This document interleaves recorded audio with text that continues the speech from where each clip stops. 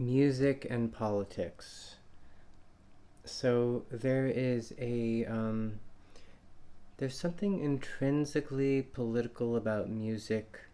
Um, when it comes to rock music, which in my view includes rap and techno and that kind of thing, I think that people emphasize the political aspect of it too much without talking about musical form, which is partly why I'm saving this video for the last of the 4 videos that I'm doing about music, but also because the political tends to correspond to the fourth cardinal in this, you know, tetra-noetic structure that I have for examining whatever topic we're talking about. But regardless, now is the time to talk about the political dimension of music. So, to get autobiographical with it, this element was always really present on my mind, or just present in my experience of music. So just to kind of step back, like when we think of music and politics, I think the first thing you think of is the way that Jimi Hendrix and the Beatles and so forth were a kind of musical, like sort of like soundtrack, or just a musical ministry of culture, almost, of a countercultural revolution that in its original spirit was a pretty kind of like militant, kind of communist, type of thing. And in this like American version that was like kind of drugged out and very really libidinal and very very different from the Soviet communism that existed at the time. But yeah, it had this real kind of overthrow spirit, and when I was initiated sort of into music scenes in high school, the scene that I first encountered was really the air of like indie rock. I mean, the first music I ever really knew and loved was like Nirvana and the Smashing Pumpkins, who were, that was like during the actual 90s, who definitely gave the appearance of having a political message of some kind, though by that time it was really unclear how that was working with music being so commercial, given that being anti-commercial was really a thing at that time in a way that's kind of impossible to conceive of now, because commerce has become so like micro-commerce that you're just doing commerce, no matter what you're doing. But Nirvana kind of looked back to Sonic Youth, really, who got their start in New York, where I'm from, so I sort of had a sense of association with that. And when I, indie rock or independent music kind of came out of Sonic Youth, really, and also punk and other kinds of things, and like for so much of my life, the idea of I still in my life, I go to so many and play, not as much, but still some, like DIY shows, and like the ethic is to, like, there's a scene, and there's just a certain ethos that is about kind of not being careerist and kind of being authentic, and usually having politics that are like in the wider sphere, like on the left, like pro-egalitarianism and pro-queer and anti-racist and all this kind of thing. And so that's kind of just the first level of talking about music and the political, and just to kind of sum it up, is that like in a music scene like that, like say the Brooklyn music scene, especially the version of it that I was a part of in like the aughts or the 2010s, um, there's something about the whole economy of it being kind of off the grid and sort of uh, just going to the shows and having a kind of touring network, or maybe across the country or across a region, where like the music doesn't just stop with the songs, or even like the performance that you might just like, in the same way you would like maybe pay to go see Shakespeare or something, but that like there's somehow there's this utopianism, even if it's a kind of a nihilistic in a way, utopianism in certain contexts, depending on what the vision is exactly. It's still like DIY. DIY is an ideal society that is supposed to be better than the mainstream of society, which is manipulative, exploitative, unfair, too much of a kind of faceless, industrialized system with advertising and all this kind of thing. So now to step back, let's think about the relationship between music and politics across history. And we'll go back to the very first topic, which was sacred music. And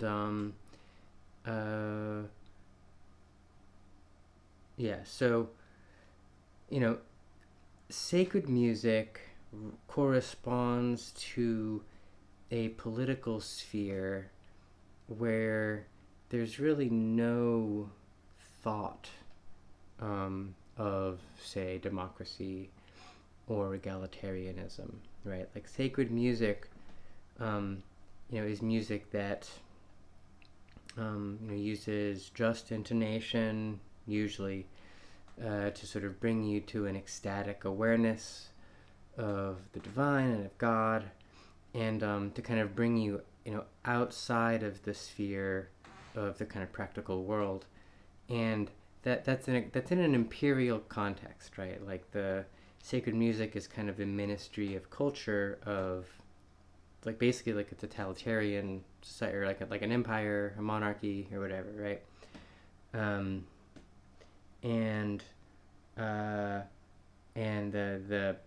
So the politics, I mean, that sounds pretty oppressive, but it's also like,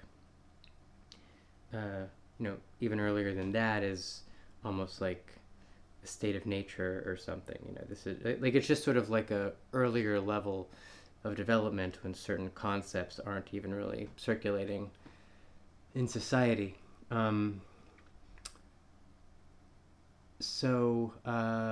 Because it's not just imperial, even if it's at a smaller scale, like a tribe or something like that, that kind of political organization is also not democratic, and it's also, a tribe is like a mafia or something like that, or like a gang.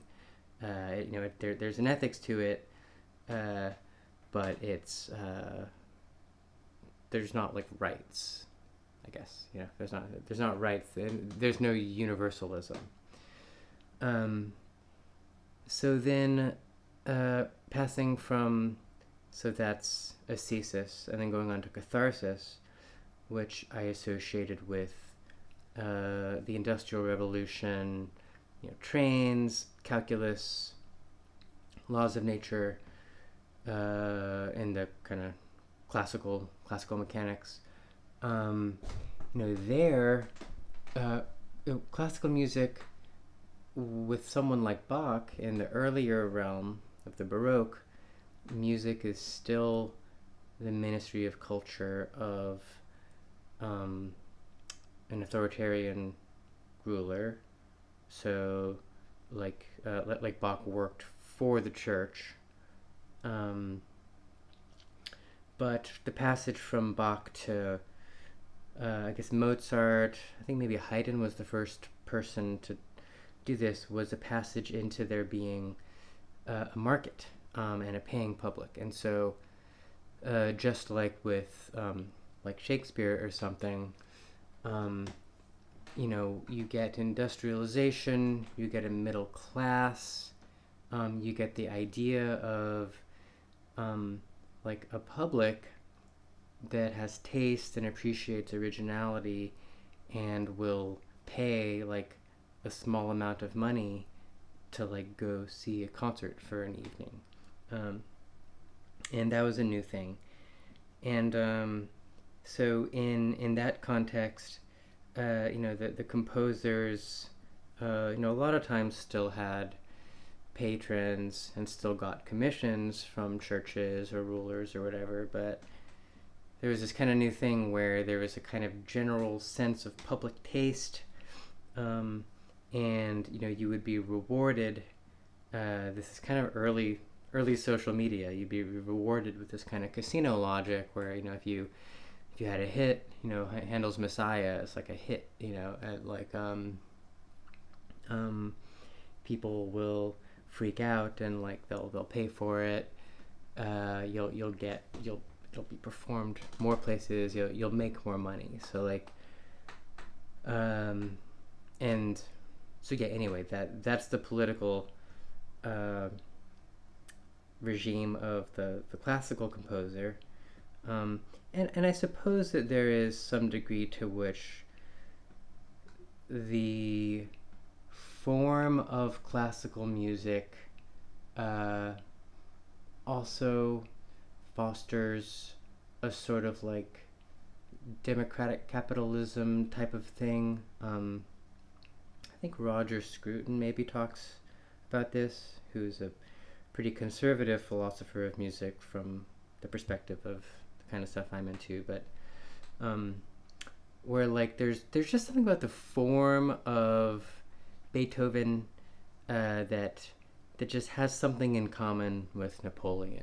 This kind of striving, Bildung, sort of harmony and melody, where it's like, again, like democracy and capitalism are kind of messy and ugly. There's this weird magic to it at the same time. That's kind of how the tonal system messes up all the intervals, and they don't really shine the way they could if you just kept them pure.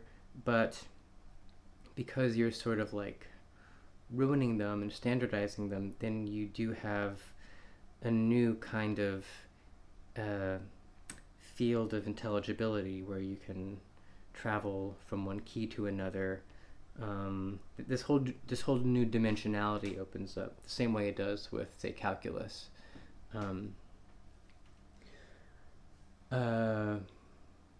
Which also has analogs with the imperfection, because when you're doing the sum of a series to get an integral, there's this kind of inexact quality to it.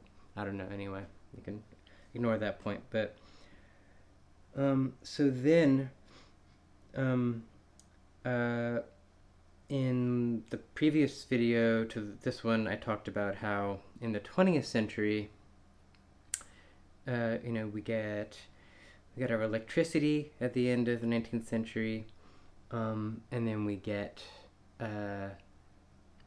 we get recording technology, and mass media, and mind control through advertising, which is such, like, there was not, even people forget that even in Marx's time, there was not, there was ideology, of course, but it wasn't like ideology that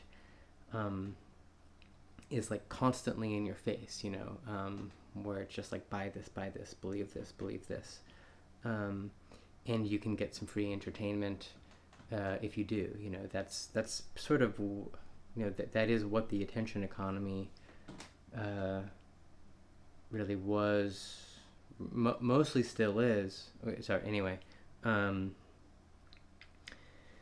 and so, it's kind of like the consumer of music setup with capitalism gets a little bit like dumber in a way, I guess. Where like uh, mass culture kind of broadens out, and of course there are, like, Elvis has a certain kind of genius in a way, like, Wizard of Oz is a brilliant movie in a way, but there's this kind of like lack of nuance in 20th century mass culture where like it really feels like the real thing, like almost the main thing is ideology, and the art is pretty secondary, or like um, it's really not as much of a vehicle for authentic expression the way it might have been for a Mozart or a Shakespeare or a Beethoven.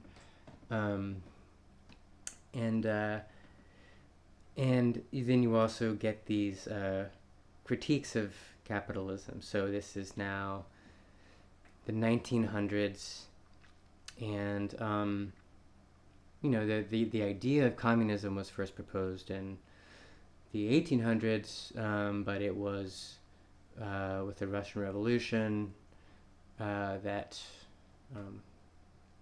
and all this stuff going on in Germany, where it never really worked out, but like where there was the idea of, first of all, of capitalism being a kind of rigged system, and then as mass media comes in, ideology sort of being channeled through this like network of, if you remember like what's happening to like radio waves, it's like these like signals are being sent through the air, and like in through like TVs.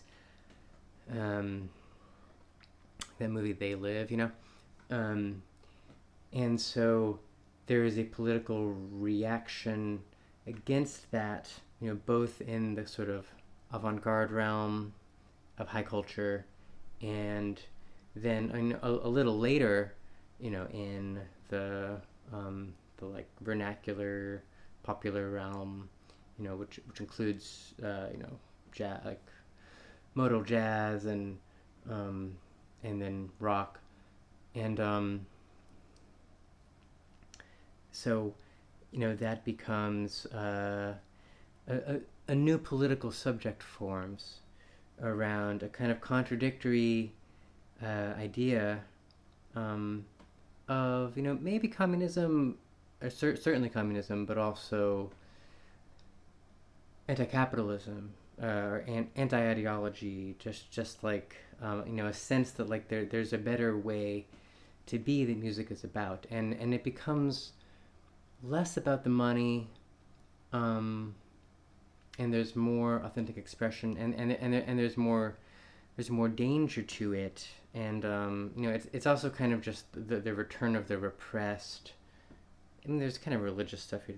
The return of the repressed, of sort of like Protestant secularism, as this kind of like pagan quality, and also of course influences from around the world, because as the capitalist system goes global, then there's all this domination of other cultures, which then causes all this pain that has to be reacted against. And there's also influence from those cultures, and so that's like material for experimentation, and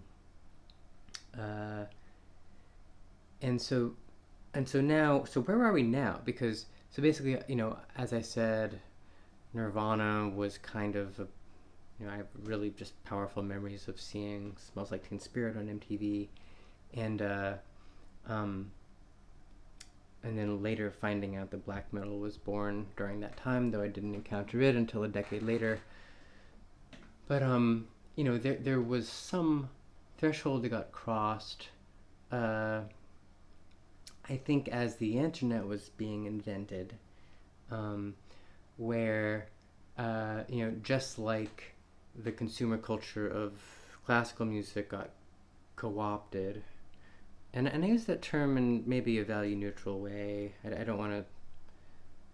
I don't know. I don't want to charge that term too much, but uh, it, uh, punk music and rock music, um, and all of that, all of the sort of return of the repressed stuff. The libidinality of hip hop and um, just all the drugs and violence and um, kind of got the threat was neutralized, I guess.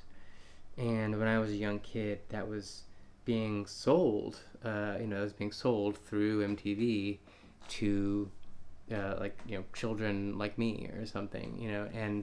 Um, and that the political subject of rock music was neutralized, and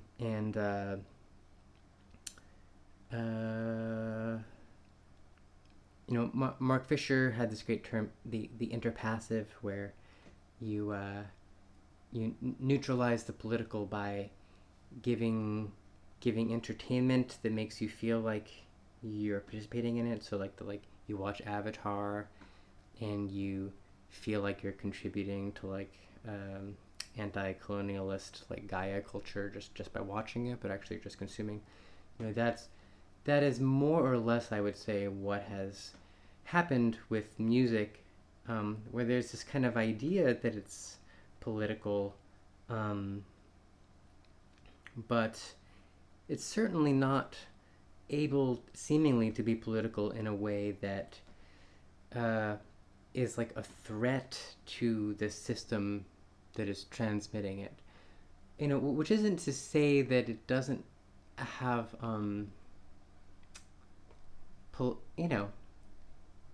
sure that Kendrick Lamar's music is meaningful to people, or I guess there's a political dimension to being a trans musician.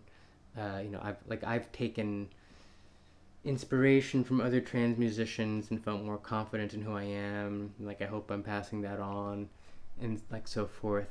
But it's kind of it's social politics, and somehow it's on the side. There's the it's not.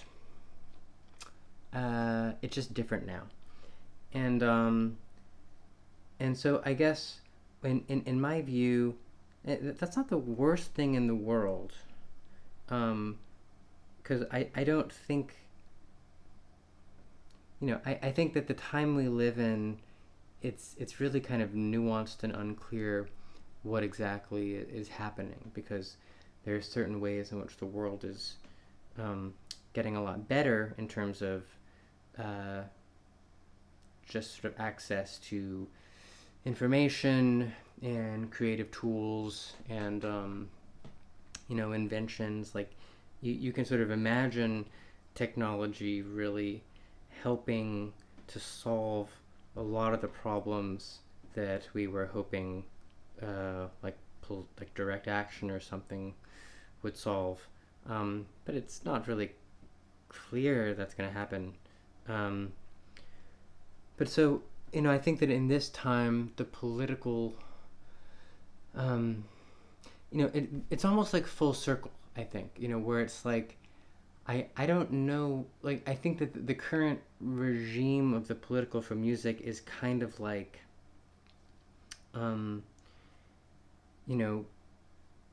creating a world online somehow, or just sort of a community that is animated by a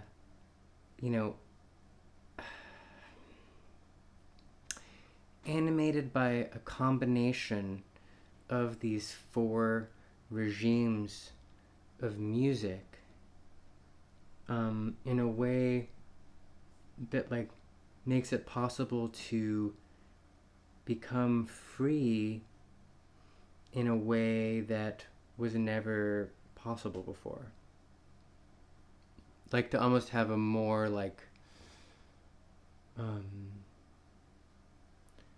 well-rounded conception of freedom, then either there's a kind of liberation that's intrinsic to each of these regimes, right? Each one is imperfect, but each one has a kind of liberation. Like, you don't you lose availability to, like,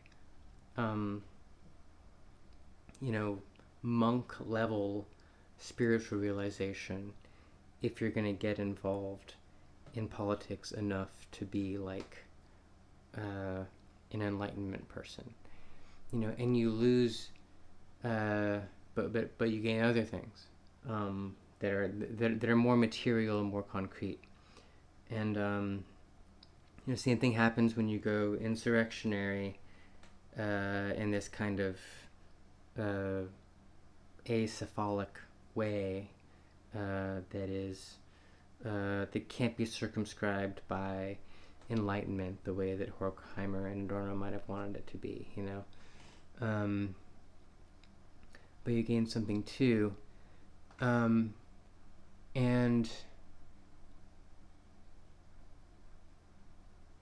but maybe there's a kind of freedom that synthesizes all of those things, and that if there's any space left where, like, you can conceive of there being sort of like real freedom, like off to the side, in a world that is sort of otherwise mostly kind of fallen and messed up, that, like, it would involve a kind of integralist approach to musical form that would activate sort of cultural memory, or like almost like what's the word,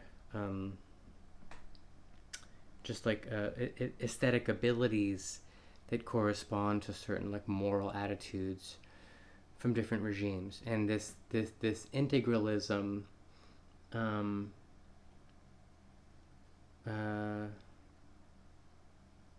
is something that I'm interested in as, like, a kind of full circle politics. I don't know. Hope that makes a little bit of sense.